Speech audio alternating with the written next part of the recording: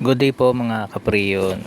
Pakita ko lang po sa inyo itong freezer na to at paalala na rin po sa mga may freezer, inverter man o hindi. Basta po nagka-problema, nabutas nyo yung freezer accidentally, huwag nyo na po siyang paandarin.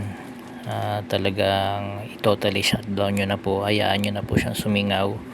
Kung matatanggal nyo po ang mga yelo at tubig hanggat maaari pag nasingaw pa po, para halos hindi siya makahigop ng tubig pag yung ubos na.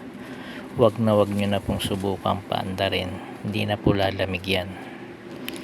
Ito po yung magiging reason bakit hindi na po siya lalamig. Papakita ko po sa inyo.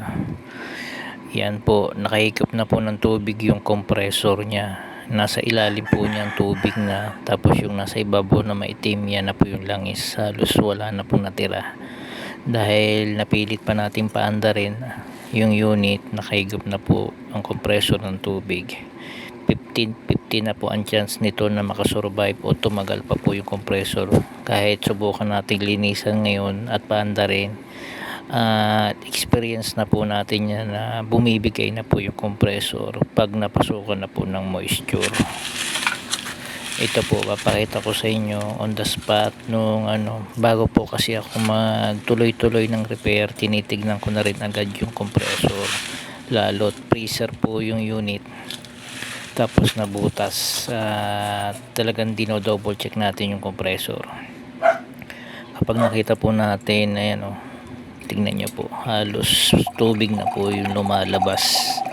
Na-stuck na po yung tubig ng halos isang buwan bago po napatignan sa atin. Titi-declare na po natin ito na totally replacement na po ng compressor. Mag-aaksaya lang po tayo dito ng gawa at saka ng preyon, at madidismaya lang po yung compressor. Mas maigi na po sabihin natin na replacement na, hindi na po talaga tatagal. At talagang ganun po ang nangyayari, lalo't po inverter ang ating compressor. Yun lang po, at paalala po lagi kapag po nasira ang inyong unit na refrigerator, freezer, chiller or man, huwag nyo na po subukang paandarin at itawag nyo na po agad sa mga kakilala nyong mga technician. At sayang po yung unit na mare-resolve pa sana, masisave pa sana, hindi po lalaki yung gastos. At ngayon po medyo malaki na dahil hindi lang leak repair yung gagawin, palit compressor na po.